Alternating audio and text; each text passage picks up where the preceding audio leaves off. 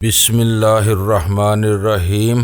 گمنام ہیرو کے معزز ناظرین، السلام علیکم۔ آئیے چلتے ہیں کہانی کی طرف۔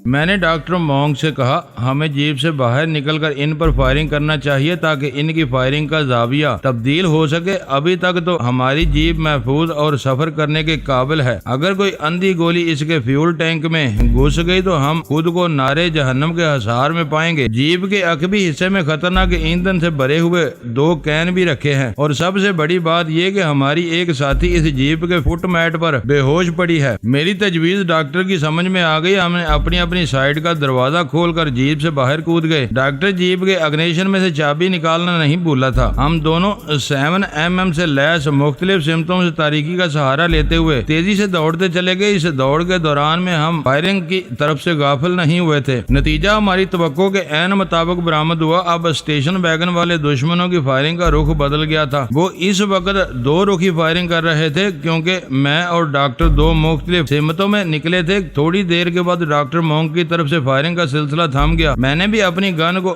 زحمت سے بچا لیا، البتہ اسٹیشن ویگن والے وقفے سے فائرنگ کا سلسلہ جاری رکھے ہوئے تھے۔ وہ ہماری خاموشی سے یہ تاثر لے سکتے تھے کہ ہم وہاں سے فرار کی کوشش میں ہیں۔ اگر وہ واقعی ایسا سوچ رہے تھے تو زندگی کی ایک بہت بڑی حماقت کر رہے تھے۔ جیپ سے نکلتے وقت ہمارے درمیان آئندہ کا لاہے عمل طے نہیں ہوا تھا، تاہم یہ بات یقینی تھی کہ ہمیں اپنی گاڑی سے زیادہ دور نہیں جانا چاہیے۔ جیپ کے اندر لی یان بے سود پڑی تھی۔ اگر ہماری دشمن جیپ کے اندر جھانکنے کے لیے اس طرف نکل آتے تو ایک نئی مصیبت کھڑی ہو سکتی تھی۔ میں نہیں جانتا تھا ڈاکٹر نے اس سچویشن سے نمٹنے کے لیے اپنے ذہن میں کیا سوچ رکھا ہے۔ میں نے البتہ ایک منی شیڈول بنا لیا۔ یہ ایک فوری فیصلہ تھا۔ مجھے جیپ سے زیادہ فاصلے پر نہیں جانا تھا اور دشمنوں تک رسائی بھی حاصل کرنا تھی۔ میں نے جیپ کو فائرنگ رینج میں رکھ لیا تاکہ اگر کوئی دشمن اس طرف جانے کی کوشش کرے تو میں اسے گولیوں سے بھون سکوں۔ اس کے ساتھ ہی میں نے نیم دائرے میں اسٹیشن ویگن کی سمت قدم بڑھانا شروع کر دیے۔ دونوں گاڑیاں ایک دوسرے سے زیادہ فاصلے پر نہیں تھیں اور وہ ایسے بےہودہ انداز میں سڑک پر تھیں کہ نہ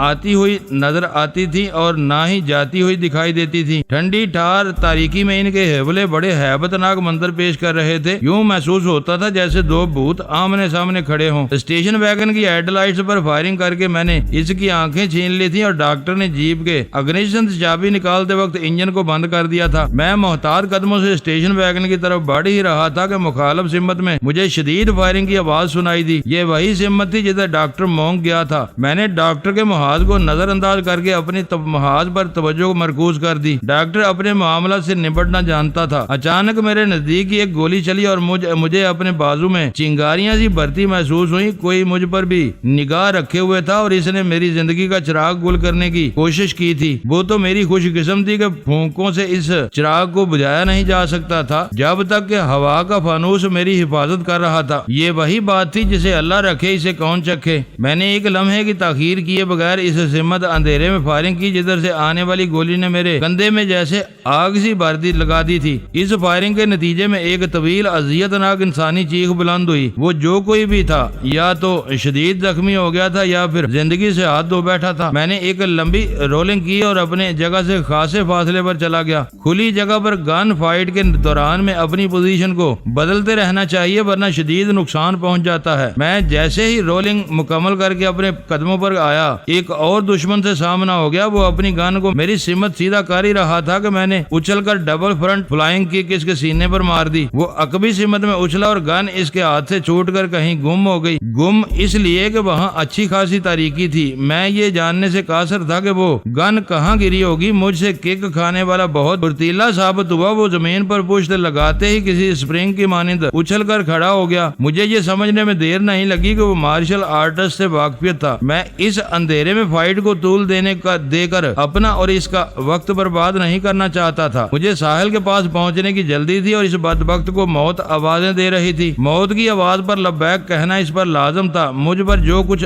لازم تھا میں نے صرف اس پر دھیان دیا۔ وہ جیسے ہی اٹھ کر کھڑا ہوا میں نے اس کے سینے پر فائرنگ کر دی۔ وہ دونوں ہاتھوں سے اپنا سینہ دباتے ہوئے ہوئے کسی کٹے ہوئے شہتیر کی مانند زمین بوس ہو گیا۔ اسی لمحے میں نے تھوڑے فاصلے پر دوڑتے ہوئے قدموں کی آواز سنی۔ اندھیرے کے باعث میں اتنی دور تک دیکھ نہیں سکتا تھا، تاہم مجھے اندازہ ہو گیا کہ کوئی وہاں سے فرار ہونے کی کوشش کر رہا تھا۔ میں نے جن دو افراد کو ابھی بھی جہنم حاصل کیا تھا وہ بھی یقیناً انہی کا کوئی ساتھی تھا ہوگا۔ میں نے اندازے سے اس سمت فائرنگ کر دی جدھر دوڑتے ہوئے قدموں کی آواز ابری تھی۔ جواب میں کوئی انسانی چیخ فضا میں بلند نہ ہوئی۔ اس کا ایک ہی مطلب تھا، یا تو وہ فائرنگ رینج سے نکل بھاگا، کامیاب ہو گیا تھا، یا پھر وہ میرے نشانے میں نہیں آیا تھا۔ میں محتاط قدموں سے آگے بڑھنے لگا۔ رات کے اندھیرے کے باعث وہ اسٹیشن ویگن کسی ہیولے کے مانند نظر آ رہی تھی۔ میں اس وقت ویگن کی عقبی سمت میں تھا۔ ویگن مجھ سے کچھ فاصلے پر نہیں تھی، تاہم اس کا انجن سٹارٹ تھا، جس کی گوں ایک تواتر کے ساتھ سنائی دے رہی تھی۔ میں وثوق کے ساتھ نہیں کہہ سکتا تھا کہ اسٹیشن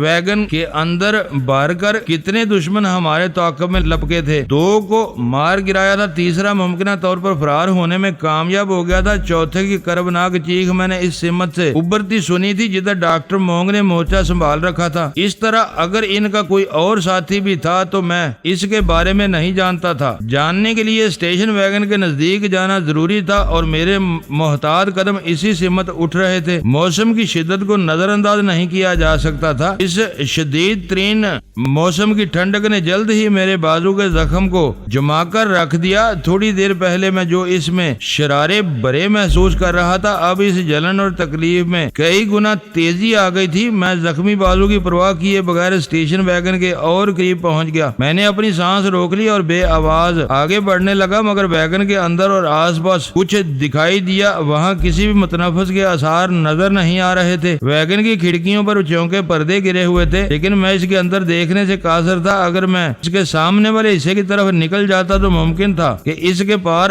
ویگن کے اندر کچھ دکھائی دے جاتا۔ میں عقبی سمت میں تھا۔ میں نے اسٹیشن ویگن کے یک بستہ پہلو کو چھو کر اس پر دستک دیتے ہوئے آگے نکلا۔ اگر وہاں کوئی ویگن کے اندر موجود ہوتا تو وہ میری اس دستک پر چونکنے کے بعد کوئی نہ کوئی رد عمل بھی ضرور دیتا، مگر کچھ بھی نہ ہوا۔ یوں محسوس ہوتا تھا جیسے گرد و نواح کو کوئی سانپ سونگ گیا ہو۔ میں اس کی ڈرائیونگ سائیڈ والے پہلو میں تھا اور میں ڈرائیونگ کیبن کے قریب پہنچ گیا۔ تھوڑا سا جھک کر ویگن کے اندر جھانکا۔ ڈرائیور والی کھڑکی پر چونکہ پردہ موجود نہیں تھا، اس لیے مجھے اندر کا ماحول نظر آ گیا۔ ویگن کے اندر ریڈنگ لائٹ آن تھی، مگر کسی زیرو کے آثار نظر نہیں آ رہے تھے۔ اس ویگن میں ہمارا تعاقب کرنے والے تمام افراد کہیں ادھر ادھر ہو گئے تھے۔ اسی لمحے مجھے محسوس ہوا جیسے کوئی میرے عقب میں موجود ہو۔ یہ بڑا سنسنی خیز احساس تھا۔ میں دیکھ چکا تھا تھوڑی دیر پہلے وہاں کوئی بھی نہیں تھا، لیکن میں اپنے احساس کو جھٹلا نہیں سکتا تھا۔ چنانچہ فوری ایکشن کا فیصلہ کرتے ہی میں عمل کے میدان میں اتر آیا۔ اس وقت میں رکوع کے بل جھک کر ویگن کے اندر جھانک رہا تھا۔ میرے دونوں ہاتھ گاڑی کی باڈی پر ٹکے ہوئے تھے، جن میں 7mm بھی موجود تھی۔ جیسے ہی مجھے اپنے پیچھے کسی کی موجودگی کا احساس ہوا، میں نے سیکنڈ کا 1000واں حصہ ضائع کرنا بھی مناسب نہ سمجھا۔ وہیں جھکے میں نے گاڑی کی باڈی سے ہینڈ پش لیا اور عقب سے فلائی کرتے ہوئے ایک تیز رفتار ریئر کک چلا دی۔ اس کک کے جواب میں ایک انسانی چیخ بلند ہوئی اور کوئی وزنی شاید دب سے زمین پر گری۔ زمین پر قدم پڑتے ہی میں نے بیک سمرسالٹ لگایا اور متاثرہ قطعہ زمین سے کافی فاصلے پر پہنچ گیا۔ اسی وقت میری نگاہ ایک شخص پر پڑی۔ وہ زمین سے اٹھنے کی کوشش کر رہا تھا۔ اس کے نزدیک ہی ایک وزنی پتھر بھی نظر آ رہا تھا۔ تھوڑی دیر پہلے میں نے دب کی جو آواز سنی وہ یقیناً اسی پتھر کے زمین پر گرنے سے پیدا ہوئی تھی۔ یہ بات سمجھ میں آ گئی کہ وہ شخص عقب سے پتھر پھینک کر میرا کام تمام کرنا چاہتا تھا۔ مذکورہ شخص اٹھ کر کھڑا ہوا تو اس کا ایک ہاتھ ہونٹوں کی مزاج پرسی میں مصروف تھا۔ میری ریئر فلائنگ کک نے اس کی ناک اور ہونٹوں کو شدید نقصان پہنچایا تھا۔ ریئر کک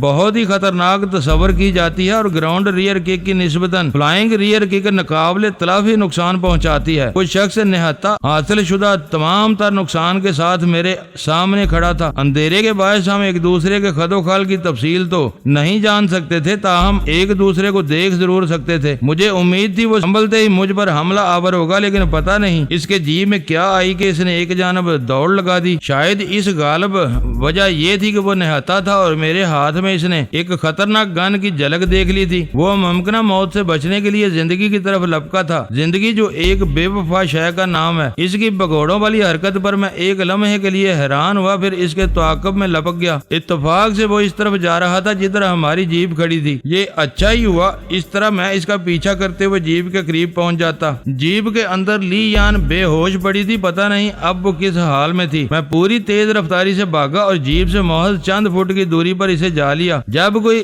راہ فرار نہ رہی تو اس نے موت کا مقابلہ کرنے کی ٹھانی اور میرے مقابل جم کر کھڑا ہو گیا۔ میں نے خطرناک 7mm کو جیپ کے قریب زمین پر ڈالا اور اس شخص کی جانب بڑھا۔ اس نے نروس انداز میں مجھ پر حملہ کر دیا۔ اس کے حملے میں دیسی پن تھا، یعنی وہ لڑائی بڑائی کا شائق تو نظر آتا تھا مگر مارشل آرٹس کی ٹیکنیک سے نابلد تھا۔ اس نے دونوں بازو واہ کر کے مجھے اپنی گرفت میں دبوچنے کی کوشش کی۔ اس کا انداز جن جفا ڈالنے والا تھا۔ اگر میری جگہ کوئی اور ہوتا تو اس کی دبوچ میں آ جاتا۔ میں اپنے قدموں کی حرکت سے تھوڑا پیچھے ہٹا اور ایک سٹیپ لے کر اس کے آگے بڑھے ہوئے ہاتھوں پر فرنٹ کک مار دی۔ میرے فٹ ورک نے مجھے محفوظ رکھا، لیکن وہ کک کھانے کے بعد دوبارہ اندر کو آیا۔ میں اس کے انداز سے سمجھ گیا وہ جوڈو اور اکاڈو وغیرہ کی ٹیکنیک سے بھی تھوڑی بہت واقفیت رکھتا تھا۔ اندر آتے ہی اس نے میری ٹانگ پر ٹانگ مارنا چاہی۔ میں نے بیک فٹ پر جاتے ہوئے اپنی ٹانگ کو بچایا اور وہیں بیٹھ کر فرنٹ سویپ چلا دی۔ میری پنڈلی کے سامنے والی ہڈی اس کی پنڈلی کے گوشت پر لگی۔ وہ قدموں سے اکھڑا اور پشت کے بل زمین پر جا گرا۔ اس کے ساتھ ہی اس کے حلق سے تکلیف دہ اون خارج ہوئی۔ وہاں کی زمین پتھریلی تھی جس نے اس کی تشریف کا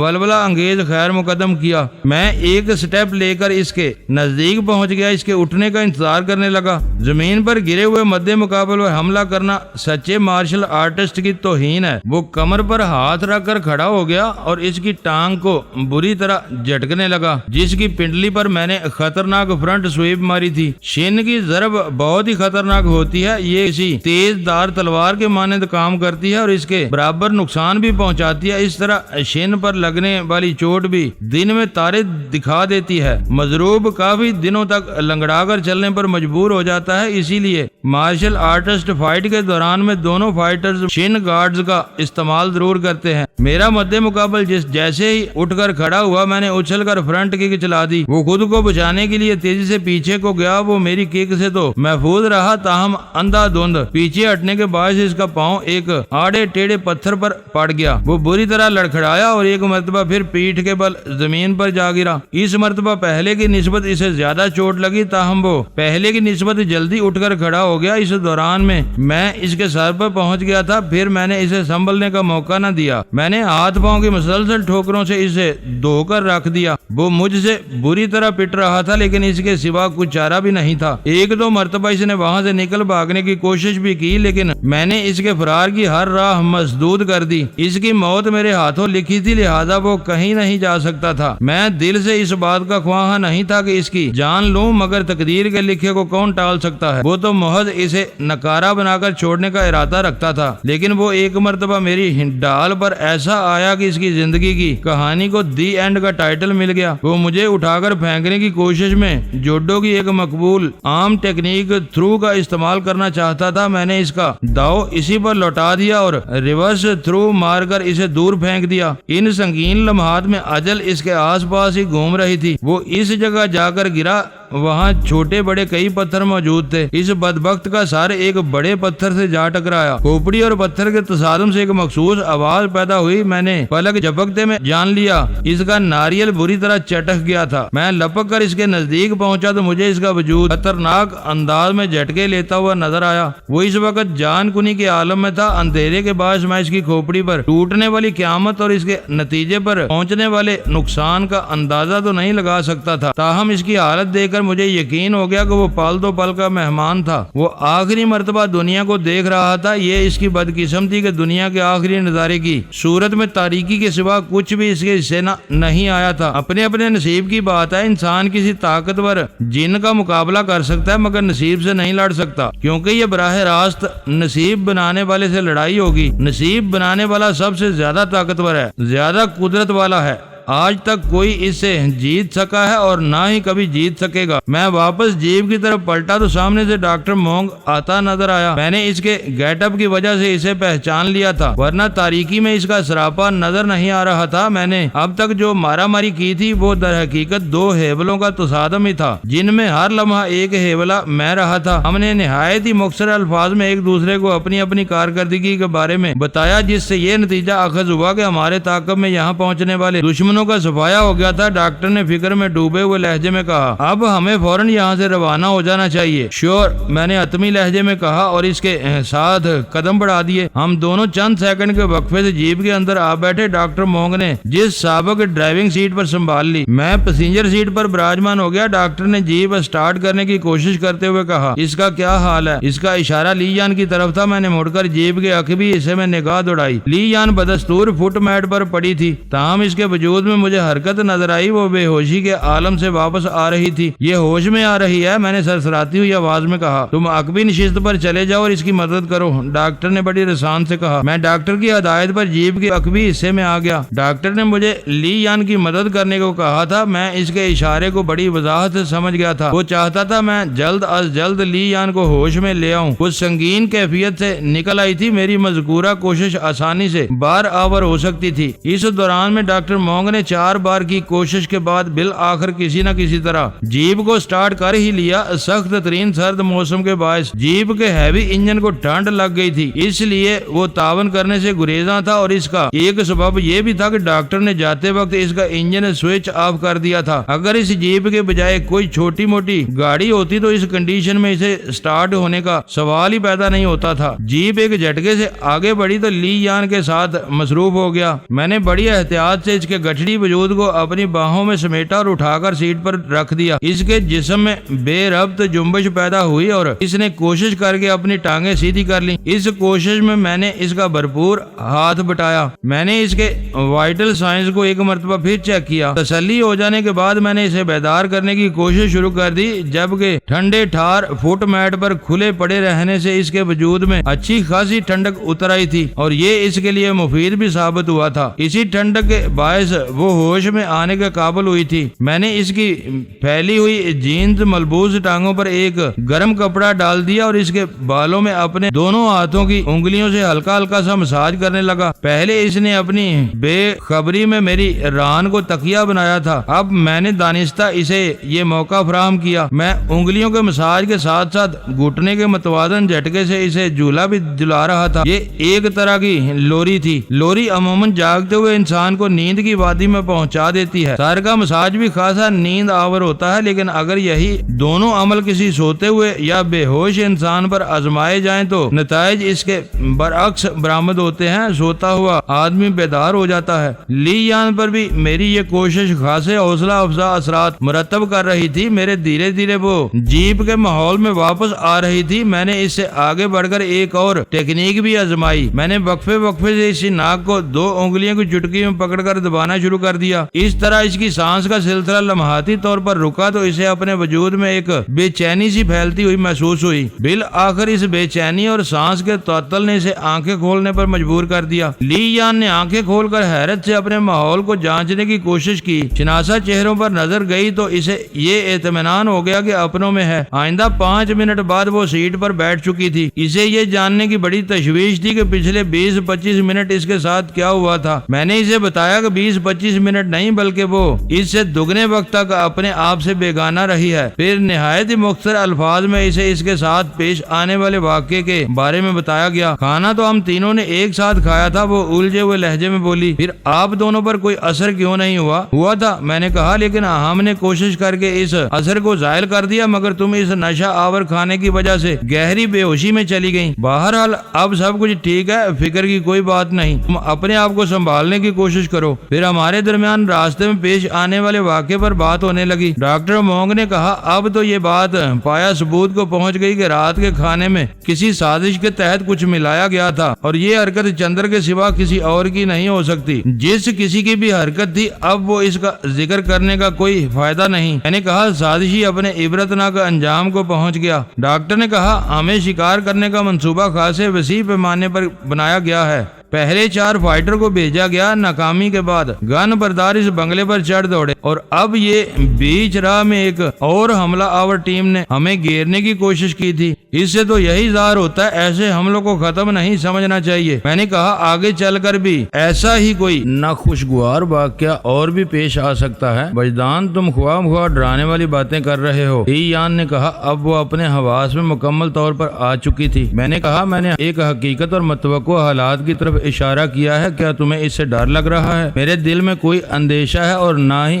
ذہن میں کوئی خوف۔ وہ مضبوط لہجے میں بولی، میں تو صرف یہ کہنا چاہتی ہوں جو بیت گیا سو بیت گیا، ہمیں اچھی اور خوش آئند باتیں کر کے باقی کا راستہ کاٹنا چاہیے۔ مجھے شرارت سوجی اور میں نے تیکھے لہجے میں کہا، تم کیوں اتنی فکر مند ہوتی ہو؟ اگر آگے چل کر پھر کسی دشمن نے ہمیں گھیرنے کی کوشش کی تو تم بے ہوش ہو جانا۔ اللہ اللہ خیر صلاح۔ وہ گور کر مجھے دیکھنے لگی۔ ڈاکٹر مونگ نے میری شرارت میں دم باندھتے ہوئے کہا، اس میں تم دونوں کا بھلا بھی ہے۔ کیا مطلب؟ کن دونوں کا؟ یہ سوال میں نے ڈاکٹر مونگ سے کیا تھا۔ تم دونوں میاں بیوی کا ذکر کر رہا ہوں۔ اس نے لفظ میاں بیوی پر اچھا خاصا زور دیا تھا۔ میں پوچھے بنا نہ رہ سکا، اس میں ہم دونوں کا کیسے بھلا ہے؟ اس نے کہا، بھائی سیدھی سی بات ہے، بیوی بے ہوش ہو کر خون ریز واقعات دیکھنے سے محفوظ ہو جائے گی اور شوہر کو اسے ہوش میں لانے کا نادر موقع ہاتھ آ جائے گا۔ ڈاکٹر کی اس لطیف چھیڑ چھاڑ پر ہم دونوں ہنس پڑے۔ باقی کا سفر بھی خوشی اور خیر و عافیت سے گزر گیا اور ہم لگ بھگ رات 11:30 بجے ہائی وے والی بستی میں پہنچ گئے۔ 50 گھروں پر مشتمل وہ چھوٹی سی بستی سے ٹھنڈے ٹھار موسم میں سوئی نظر آ رہی تھی۔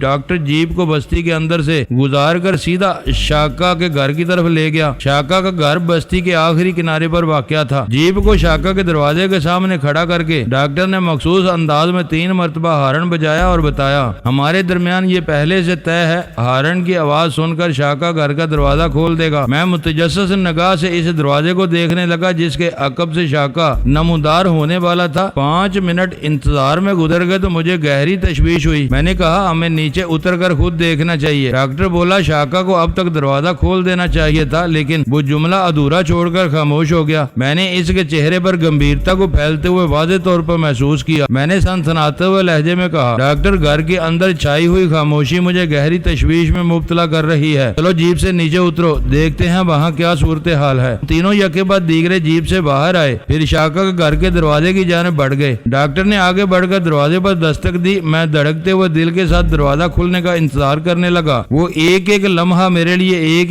صدی کے برابر تھا۔ جب 3 دستک پر دروازہ نہیں کھلا تو میں نے دروازے کے پٹ پر دباؤ ڈال کر دیکھا۔ اس دباؤ کے نتیجے میں دروازہ خود بخود کھلتا چلا گیا۔ دروازہ اندر سے بند نہیں تھا۔ میں نے ہر احتیاط کو بلائے طاق رکھا اور لپک کر گھر کے اندر داخل ہو گیا۔ میری پہلی نگاہ نے گھر کے اندر جو منظر دیکھا وہ رونگٹے کھڑے کر دینے کے لیے کافی تھا۔ میرے پیچھے ڈاکٹر مونگ اور لی یان بھی گھر میں داخل ہو چکے تھے۔ وہ بھی پھٹی پھٹی نگاہوں سے اس خون چکا منظر کو دیکھ رہے تھے۔ مجھے یوں محسوس ہوا جیسے ان لمحات میں وقت تھم گیا ہو۔ وقت تھکتا نہیں، رکتا نہیں، یہ ایک مخصوص رفتار سے اپنا سفر جاری رکھتا ہے، لیکن بعض اوقات حالات اتنے غیر یقینی انداز میں پیش آتے ہیں کہ انسان کی سوچ گویا تھم سی جاتی ہے۔ یہی محسوس ہوتا ہے جیسے کسی نے وقت کے پاؤں پکڑ لیے ہوں اور وہ ایک جگہ ٹھہر گیا ہو۔ ہم بھی کچھ ایسی ہی صورتحال سے دوچار تھے۔ وہ چھوٹے چھوٹے 2 کمروں پر مشتمل ایک مختصر سا کوارٹر تھا جس کے صحن میں اس وقت ہم کھڑے تھے۔ ہم سب کی نظریں ایک ہی نقطے پر مرکوز تھی اور وہ نقطہ اتنا جسیم تھا کہ آدھی رات کو بھی ہم اسے بآسانی دیکھ اور پہچان سکتے تھے۔ ہم شاکا کے گھر میں ایسے کسی منظر کی توقع نہیں رکھتے تھے، اسی لیے ہمارے دماغ، ہماری سوچ ایک لمحے کے لیے جیسے رک گئی تھی۔ ہم تینوں متوحش نگاہوں سے اس خونی منظر کو ملاحظہ کر رہے تھے۔ اس لمحے میں ہمارے لیے ایک طرح وقت واقعی تھم سا گیا تھا۔ اس مہیب اور موت ایسے سناٹے کو ڈاکٹر مونگ کی سرسراتی ہوئی آواز نے مجروح کیا۔ وہ اضطراری انداز میں گویا خود کلامی کرتے ہوئے بولا، یہ تو شاکا کا معلوم ہوتا ہے۔ یہ جملہ ادا کرتے ہی وہ میکانکی انداز میں آگے بڑھا۔ ہم دونوں نے اس کی تقلید کی۔ وہ جسیم نقطہ کسی انسان کی لاش تھی۔ مونگ کی اضطراری آواز نے تصدیق کر دی کہ وہ شاکا کی لاش تھی۔ میرے دل و دماغ میں ایک طوفان سا اٹھا اور میں نے بے اختیار ان کمروں کی جانب قدم اٹھائے جو صحن کے اختتام پر پہلو بے پہلو تعمیر کیے گئے تھے۔ اس وقت میرا ذہن تیز آندھیوں کی ذات میں تھا۔ شاکا وہ شخص تھا جس کی پناہ میں میری ساحل کو رکھا گیا تھا۔ یہ ڈاکٹر مونگ کا منصوبہ تھا۔ اس میں کوئی شک نہیں کہ وہ ایک معقول اور بے داغ منصوبہ تھا، لیکن اس کے باوجود بھی میرا دل اس طرف سے مطمئن نہیں تھا اور میری یہ قلبی بے اطمینانی کوئی رنگ لے آئی تھی۔ شاکا کی لاش کسی بہت بڑے بھونچال کی آمد کی خبر دے رہی تھی۔ یوں محسوس ہوتا تھا ڈاکٹر مونگ کا منصوبہ داغدار ہو گیا ہو۔ میں دھڑکتے دل اور دوڑتے ہوئے قدموں سے ایک کمرے میں پہنچا۔ مذکورہ کمرہ کسی انسانی وجود سے خالی تھا۔ نیچی چھت والے اس کمرے کی ایک پتھریلی دیوار میں تاک کے اندر ایک دیا روشن تھا۔ فضا میں رچی بسی مخصوص بو نے مجھے بتا دیا کہ وہ دیا یاک کی چربی سے روشن کیا گیا تھا۔ میری معلومات کے مطابق اس چھوٹے سے گھر میں 4 افراد کو موجود ہونا چاہیے تھا۔ شاکا، اس کی بیوی بھانمتی، ان کی بیٹی بندیا اور میری رگے جہاں ساحل۔ شاکا کی عبرت اثر لاش باہر صحن میں پڑی تھی، باقی 3 افراد کہیں دکھائی نہیں دے رہے تھے۔ میں لپک کر دوسرے کمرے میں پہنچا اور اس کمرے میں قدم رکھتے ہی میرے پاؤں من کے ہو گئے۔ میری بصارت کو ایک خون چکا منظر نے جھنجھوڑ کر رکھ دیا۔ کمرے کے فرش پر 2 عورتوں کی لاشیں نظر آ رہی تھی، ان میں ایک نوجوان لڑکی اور دوسری ادھیڑ عمر عورت تھی۔ ان دونوں کو بڑی بے دردی سے موت کے گھاٹ اتارا گیا تھا۔ وہ کٹی ہوئی گردنوں کے ساتھ کمرے کے فرش پر ایک دوسرے سے الجھی پڑی تھی۔ اس کمرے میں بھی یاک کی چربی سے جلنے والا ایک دیا روشن تھا۔ تبت اور نیپال کے دور دراز علاقوں میں یاک کا گوشت کھانے میں اور چربی جلانے میں استعمال کی جاتی ہے۔ ملگجی روشنی میں 2 انسانوں کی موت کے منظر نے مجھے دہلا کر رکھ دیا۔ وہ آپس میں گتھم گتھا پڑی تھیں اور ان کی نصف کٹی ہوئی گردنوں سے بہنے والے خون نے کمرے کے فرش کو دور تک سرخ کر رکھا تھا۔ موسم کی ٹھنڈک نے اس خون کو جما دیا تھا۔ وہ اس طور ایک دوسرے کے اوپر پڑی تھی کہ یوں محسوس ہوتا تھا ایک نے دوسری کو بچانے کی کوشش کی ہو، مگر سفاق درندوں نے وہ کمزور کوشش کامیاب نہیں ہونے دی۔ زندگی دونوں سے روٹ گئی۔ گھر کے صحن میں شاکا کو بھی اسی انداز میں گردن کاٹ کر موت سے ہمکنار کیا گیا تھا۔ قاتلوں نے فائرنگ سے اجتناب برتا تھا۔ یہ اندازہ لگانے میں مجھے ذرا دیر نہ لگی کہ کمرے کے فرش پر پڑی ہوئی ان 2 لاشوں میں سے کسی کا تعلق میری ساحل سے نہیں تھا۔ ساحل کو اس مردہ خانے میں نہ پا کر مجھے اطمینان سا محسوس ہوا، تاہم اس مختصر سے خاندان کے عبرت ناک انجام نے مجھے ان لمحات میں دل گرفتہ کر دیا۔ اس کے ساتھ ہی ذہن میں یہ سوال بھی ابھرا کہ اگر ساحل وہاں موجود نہیں تو پھر کہاں ہے؟ اس سوال کا فوری اور منطقی جواب یہی تھا کہ جن سفاک وحشیوں نے شاکا اور اس کی فیملی کو حسرت بھری موت دی، وہی ساحل کو اپنے ساتھ لے گئے ہیں۔ بلکہ زیادہ درست یہ تھا کہ ساحل کو حاصل کرنے کے لیے ہی اس ہستے بستے گھرانے کا چراغ گل کر دیا گیا تھا۔ شاکا، بانمتی اور بندیا نہایت ہی خفیہ انداز میں ساحل کی حفاظت پر مامور تھے۔ انہیں اس فرض کی ادائیگی پر کڑی سزا دی گئی تھی، ایک بے درد سزائے موت۔ اس بات میں کسی شک و شبے کی گنجائش باقی نہیں تھی کہ شاکا کے گھر پر میرے ہی دشمنوں نے شب خون مارا تھا، اور اس وقت میرا سب سے بڑا دشمن ربی موشے ہائمن ان 5 نایاب پتھروں کے حصول کی خاطر دیوانہ ہو رہا تھا۔ بدھ نیل کنٹھ کی عبادت گاہ کے تہہ خانے میں موجود تھے۔ مذکورہ خفیہ تہہ خانے تک صرف اور صرف ساحل ہی اسے پہنچا سکتی تھی۔ ساحل پچھلے کچھ عرصے سے اسی شیطان کی تحویل میں تھی۔ معزز ناظرین، لائک کریں، شیئر کریں اور کمنٹس باکس میں پاک آرمی زندہ باد، پاکستان پائندہ باد کا نعرہ ضرور درج کر کے اپنے ملک پر فخر کریں اور پاکستان کی بنیادیں مضبوط کرنے میں اپنا کردار ادا کریں۔ ویڈیو دیکھنے کا شکریہ۔ معزز ناظرین، اپنا خیال رکھیے گا اور ہمارے چینل کا بھی۔ ISI پاک آرمی زندہ باد، پاکستان پائندہ باد۔